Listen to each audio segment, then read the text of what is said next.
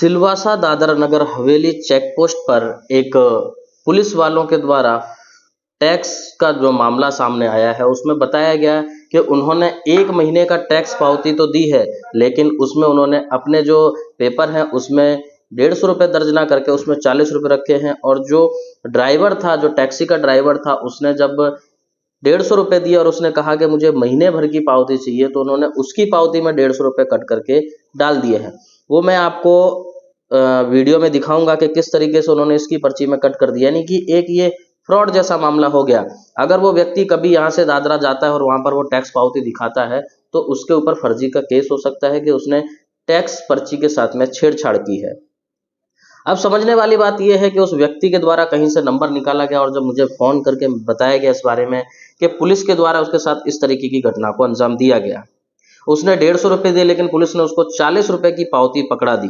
लेकिन जब उसने बोला कि सर मैंने 150 रुपये दिया और मुझे महीने भर की पावती चाहिए, तो उन्होंने जो पावती फाड़ कर उसके हाथ में दी हुई थी, उस पावती में तो उन्होंने काट के 150 रुपये कर दे, लेकिन अपने सिस्टम में या फिर जो कार्बन कॉपी उनके पास रहता है उसके अंदर उन्होंने वो 150 रुपये नहीं लिखे। यानी कि नियम और रूल रेगुलेशन के हिसाब से उनके पास जो हिसाब रहेगा वो सिर्फ 1 दिन का ही रहेगा, लेकिन व्यक्ति ने जो पैसे दिए हैं वो 150 रुपये दिए। उस व्यक्ति के द्वारा यह भी बताया गया कि मैंने 150 रुपये दिए हैं, उसमें से 110 रुपये उनकी जेब में जाएंगे और 40 रुपये वो सरकारी खाते में जाएंगे।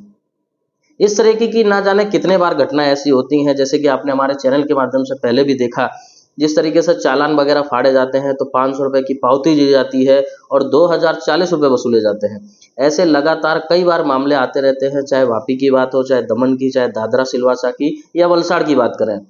तो कहीं ना कहीं सरकार के नियमों का उल्लंघन और उन्हीं के नियमों के साथ खिलवाड़ कहीं ना कहीं उनके ही संबंधित विभाग के अधिकारी करते हैं।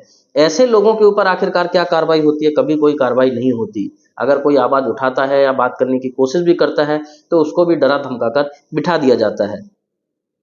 अब ये कहाँ तक जायज़ है कि आपने 40 रुपये की पावती फाड़ कर दे दी और सामने वाले व्यक्ति से 150 रुपये लिए, और जब उसने इस बारे में आपको बताया कि भाई मैंने आपको 150 रुपये दिए हैं और आपने 40 की पावती फाड़ के दी, तो आपने उसकी ही पर्ची पर 150 रुपये लिख दिए और अपने सिस्टम में सिर्फ 40 रुपये ही लिख के रखे, यानी कि 110 रुपये सही में वो आपके जेब में जाएंगे।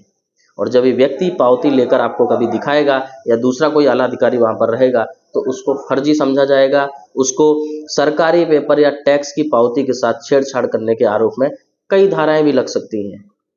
तो ये कानून बनाने वाले कानून के साथ खिलवाड़ करते हैं, लेकिन उसका खामियाजा गरीब और आम जनता को हमेशा भुगतना पड़ता है। इस पर आपकी क्या राय है? हमें कमेंट बॉक्स में कमेंट करके अवश्य जानकारी दें। और ऐसे लोगों के खिलाफ जो जनता के साथ खिलवाड़ करते हैं, जनता की सेवा का वादा कर कर आते हैं और उन्हीं के साथ इस तरीके से खिलवाड़ करते हैं और धोखा करते हैं, उनके साथ क्या होना चाहिए? आप कमेंट बॉक्स में हमें कमेंट करके अवश्य जानकारी दें। जय हिंद, जय भारत।